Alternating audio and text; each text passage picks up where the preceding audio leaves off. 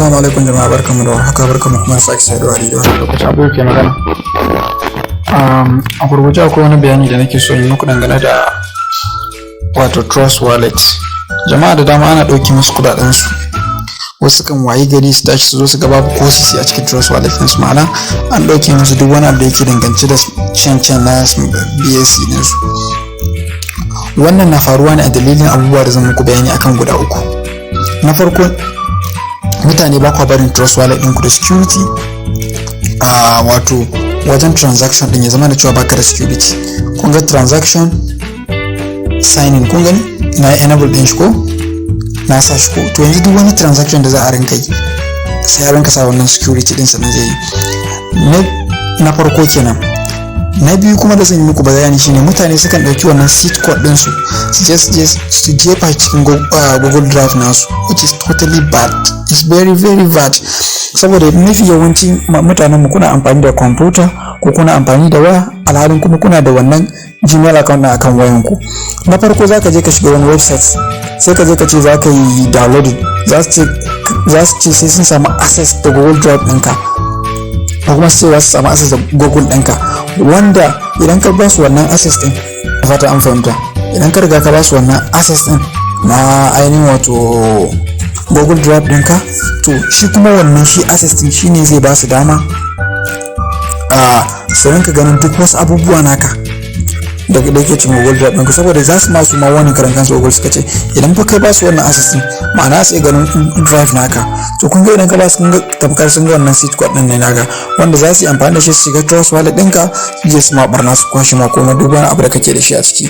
Sannan na biyu shine D-apps ɗin nan, mutane da dama kuna wasa da wannan wajen ne yana da matukar amfani. Ya kamata ku sa a ranku cewa wannan waje ne wanda ake samun multi-coins ɗinka kake jefa shi zuwa BSC ɗinka, za ka yi connecting BSC ɗinka, duk wani smart chain ɗinka yana kan wannan.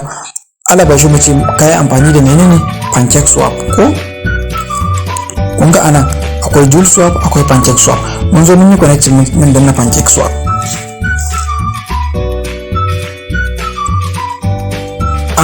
Pancake Swap ba waje ne wanda ni wannan garanti ne suke da shi, suna da wajen logout. Kun gan shi ga wajen logout nan, ga shi nan wannan logout ne. So a mutanen mu kuna da akwai wani problem da yake faruwa. Pancake Swap ba sa sata, sun fi karfin kuɗin ka bayan da za su ɗaukar ma kuɗi. Mutanen da ko da suna biyan jama'a kuɗaɗe, in ma baka sani ba idan ka shiga cikin crypto za ka san waɗannan abubuwan. So a nan Pancake Swap za ku ga cewa ka yi enable ɗin wallet ɗinka. Sannan muna da Joule Swap, akwai kuma wasu swap ɗin, akwai OpenOcean da sauransu. Abinda nake so muku ƙarin bayani a nan wajen shine kamar shi wannan Pancake Swap ɗin baka da matsala da shi, dan ka bar wallet ɗinka is active baka logout bai baka da matsala da shi. Amma abu na farko da zan fara baku wato shawara akai shine ya zama da cewa duk wani D-apps da za ka kawo shi a nan, akwai su irin su Bakery Swap, akwai irin su Ulink ɗin wanda muka je muka yi shi a baya. Kun ga za ku zo ku connecting wallet ɗinku ne da shi, sannan ya zo mana kun zo kun sashi a kamar D-apps nan, sai ya connecting wallet ɗinku automatic babu wajen logout.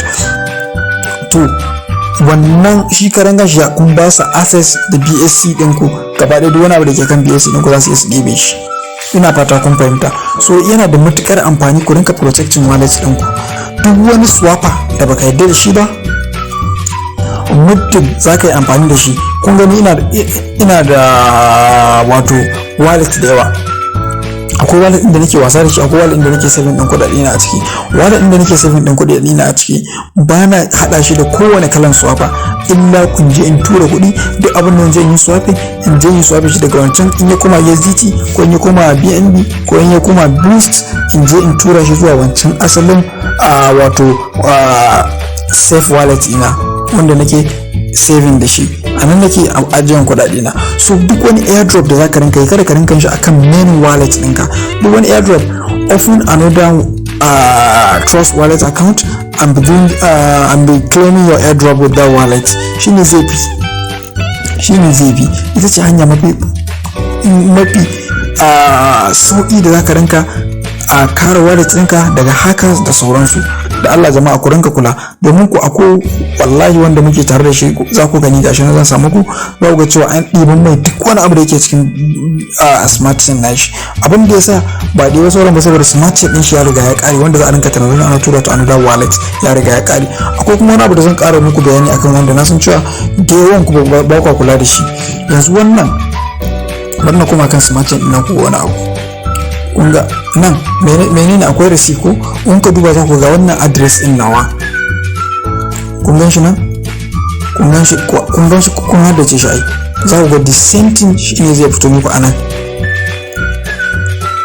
Kun ga wannan set ne ko ba yana kan BIP20 bane, shi bari na shiga receipt, kun ga ai shine ya ƙara fitowa 4E 4B ba shi bane ba wannan a ƙarshen shi za ku ga 4E 4B ko, to wannan ma menene 4E 4B.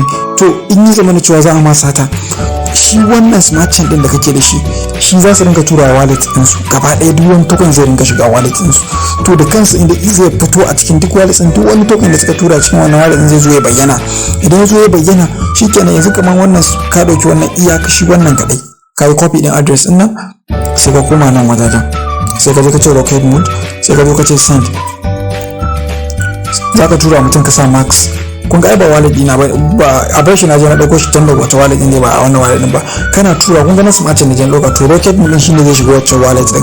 Haka ma duk wani wallet address din da kaje ka dauka, kamar mu ce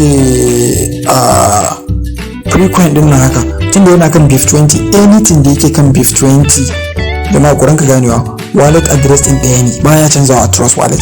Duk abin da kaje ka tura mutum, in mutum ya ce yana ka tura ma BSC, sai ka dauki wallet din a Precoin na BIP20 kaje ka tura ma, in ya tura ma BSC to zaka ga BSC a cikin Trust Wallet ɗinka. Ina fatan kun fahimta yadda karatun yake. Wannan na ƙara muku ne bayani saboda mini abin nan ina kula da su sosai da sosai, shi yasa insha Allah I will never fall victim da za a sace kuɗi ta wata hanya da bai dace ba. Ina fata an fahimta. So waɗannan abubuwa ne waɗanda ya kamata a ce ko rike. Ina da main wallet, ina da wallet inda nake yin tutorial da shi, ina da kuma wallet inda nake ajiyan kuɗi, ina da wallet inda nake airdrop, ina da kuma wallet inda nake ajiye manyan coins a ciki. So wallet suna nan da yawa, in na bude muku anan za ku ga ina da wani wallet, akwai gold, wannan gold wallet ɗin akwai kuɗaɗe na da dama da suke cikin shi ma wannan haka. Wannan multicoin wallet din na yi shi ne domin tutorial, ina kuma ajiye wasu abubuwa kaɗan a cikin shi, da wannan nake cewa sai an gama da Allah a rinka kula jama'a, ku rinka kula saboda menene duk wani abu da muka ga cewa zai zo affecting naku insha Allah za mu rinka ankarar da ku domin ku rinka ganewa, saboda mutane da dama suna kuka akan cewa sun tashi sun gaba abu kaza nasu, sun tashi sun gaba abu kaza, wanda a dalilin shi ne kai ka janyo dalilin da aka ma wannan abubuwa. Shi yasa ku rinka kula su more especially kun ga mun yi magana akan cewa kada ka rinka ɗora kowane DApps akan wayanka, kai pasting ka roza mana cewa kana da wallet ɗin airdrop daban, shi zama cewa kana da main wallet ɗinka daban. Sannan kuma menene na biyu, me nake so muku bayani wanda ya kamata a ce kun ƙara ajiye shi shine mene sign, ya zama da cewa akwai password duk wani transaction da za ka yi, ba za ka tura ba haka nan ba password ba. Ina fata an bayyana, sai an jima.